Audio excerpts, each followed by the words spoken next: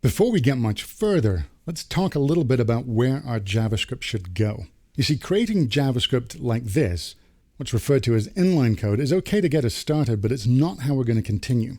The problem with having your JavaScript mixed in with your HTML is not an issue on a tiny test page like this, but when you start creating more complex pages, your code becomes fragmented, it becomes hard to edit, it becomes hard to maintain. And because you often do the same thing across dozens or hundreds of pages, you've got duplicated code, and if you make any changes, you might have to make them dozens or hundreds of times. So instead of having it this way, what's referred to as inline JavaScript, we're going to put our JavaScript in a separate file like you might do with CSS. It's easier to maintain, it's easier to use across multiple pages, and as you'll see, it's even easier to write this way. We simply cut our JavaScript from the HTML and put it in a separate file. Now, we don't need to copy across the script tags. We keep those in the HTML page because we need them to describe the link between our HTML page and the JavaScript. And we just use the source attribute, the SRC attribute, like you might do with, say, an image tag. Now, your JavaScript file is just text. It could be any file name, though by convention it ends with .js. Now, right now, these two files would need to be beside each other in a folder or subfolder because the SRC, the source attribute, obeys the same rules as linking to an image or a style sheet file. This could be a relative link, could be an absolute link, could even be on another server. In this course, I'm going to tend to keep them in the same folder for simplicity. And then we can just squeeze up the script tag because there's nothing inside it. Now we have a great division between our HTML and our JavaScript.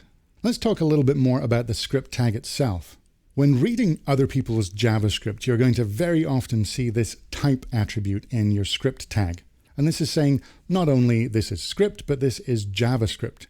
Officially, it could be a whole range of different options, and it's harkening back to the days when we had to worry about what particular flavor of scripting language we were using. But if you leave it off, every browser will assume it's JavaScript anyway.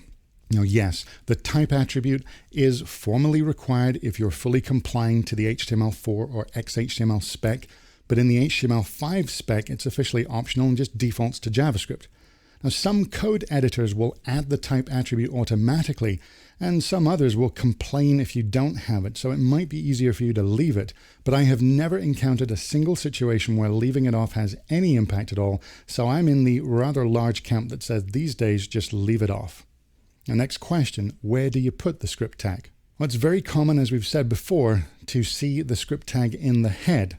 And although this will work, I'm not a big fan of this. Because remember, JavaScript is parsed and interpreted as soon as it's hit by the browser.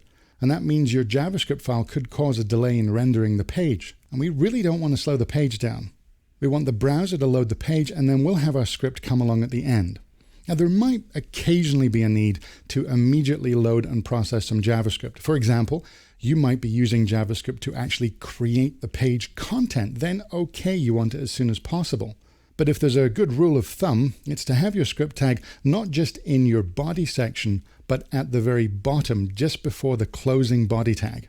Now, if I'm linking to style sheets, I'll keep those links in the head section so that they do load immediately.